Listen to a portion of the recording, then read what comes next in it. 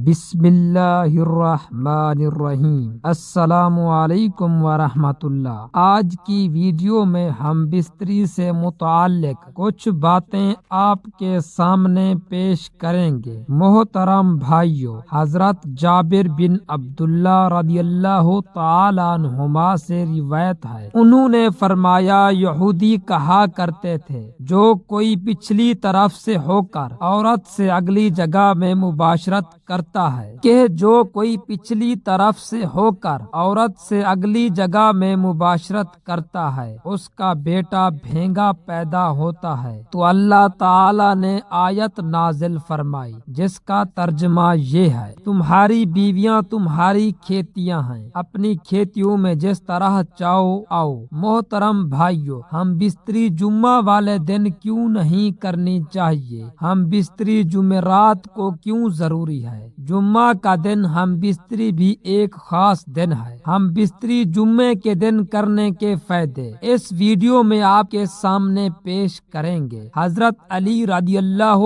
تعالی عنہ نے فرمایا، ہر دن ایک سا ہوتا ہے مگر جمعہ کا جو دن ہے وہ جمعرات سے بھی زیادہ تر افضل ہے۔ حضرت عائشہ صدیقہ رضی اللہ تعالی عنہا نے عرض کیا، یا رسول اللہ صلی اللہ علیہ وآلہ وسلم، عورتوں کو بہت سا ثواب مل گیا ہے، مردوں کے بارے میں بھی ارشاد فرمائیے۔ یہ سن کر نبی پاک صلی اللہ علیہ وآلہ وسلم مسکرائے اور فرمایا، مرد عورت کا ہاتھ پکڑ کر مانوس کرتا ہے تو اس کے لیے ایک نیکی لکھی جاتی ہے، جو مرد پیار سے اپنی بیوی کے گلے میں ہاتھ ڈالتا ہے تو اس کے ہاتھ لگانے میں 10 نیکیاں لکھی جاتی ہیں۔ جب وہ اپنی بیوی سے مباشرت کرتا ہے تو دنیا و مافیا سے افضل ہو جاتا ہے۔ جب غسل کر تو بدن کے جس بال پر سے پانی گزرتا ہے اس کے لیے ہر بال کے بدلے میں ایک نیکی لکھی جاتی ہے اور ایک گناہ معاف ہو جاتا ہے اور ایک درجہ بلند کر دیا جاتا ہے، اور غسل کرنے کے عوض میں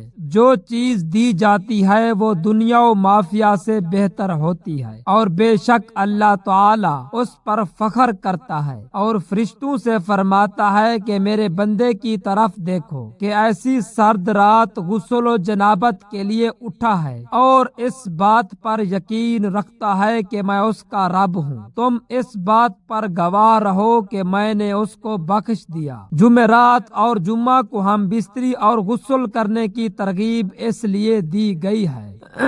کیونکہ مردوں کو نماز جمعہ کی ادائیگی کے لیے جامعہ مسجد جانا ہوتا ہے تاکہ آتے جاتے کہیں نظر پڑنے سے طبیعت میں کسی قسم کی شہوت پیدا نہ ہو اور خواہش نفس سے اطمینان ہونے کے سبب نماز اور خطبے میں دل جمی حاصل ہو جائے۔ حدیث نبوی صلی اللہ علیہ وآلہ وسلم ہے کہ مرد کا اپنی بیوی کے ساتھ اکٹھے ایک بستر میں سونا افضل ہے، یہ کہ کسی ایک کو عذر ہو، اس لیے کہ مقصد ہم بستری کرنا نہیں بلکہ مقصد بیوی کے دل کو خوش کرنا ہے۔ بیوی کے دل کو خوش کرنے کے لیے ایام کے دنوں میں بھی اس کے قریب ہو جانا گویا انبیاء علیہ السلام کی سنت ہے۔ بیوی سے ہم بستری یعنی جماع کے لیے دن کی نسبت رات کا وقت زیادہ اچھا ہے، اور اسلامی مہینوں کے پہلے 15ویں اور آخری رات کے علاوہ بقیہ راتوں میں ہم بستری کرنا چاہیے، کیونکہ روایات سے معلوم ہوتا ہے کہ ان راتوں میں شیاطین زمین پر زیادہ پھیلتے ہیں، اور ہفتے کے اعتبار سے جمعہ کی شب میں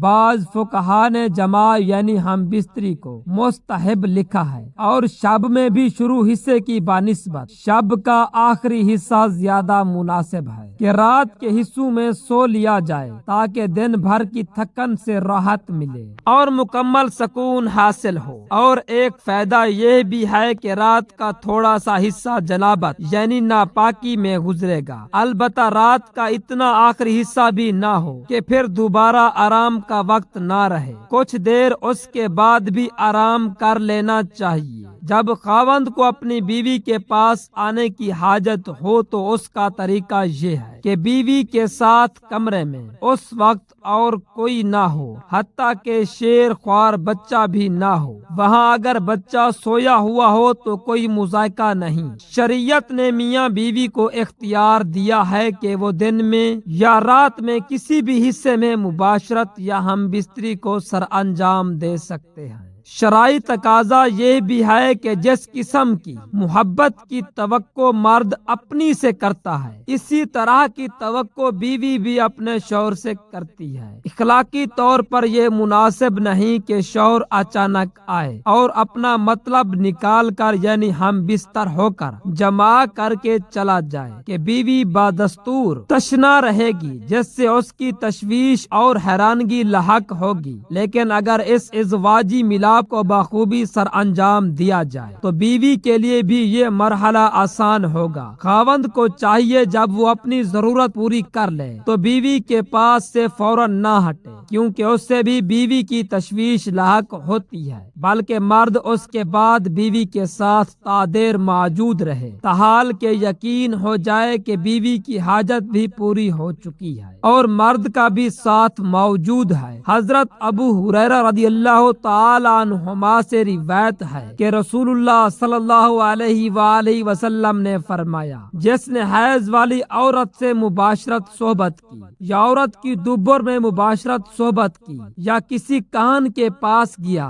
اور اس سے غیبی معلومات کے بارے میں اور اس کی کہی ہوئی بات کو سچ مان لیا تو اس نے محمد صلی اللہ علیہ وآلہ وسلم پر نازل کی جانے والی چیز کے ساتھ کفر کیا۔ حضرت عبداللہ بن عباس رضی اللہ تعالی عنہما سے روایت ہے کہ انہوں نے فرمایا، جب کوئی شخص حیض کی حالت میں بیوی سے مباشرت صحبت کر لیتا ہے تو نبی صلی اللہ علیہ وآلہ وسلم اسے آدھا دینار صدقہ کرنے کا حکم دیتے ہیں۔ دعا ہے کہ اللہ رب العزت ہمیں اپنی بیوی کے ساتھ شریعت کے مطابق ہم بستری کرنے کی توفیق عطا فرمائے۔ آمین ثم آمین۔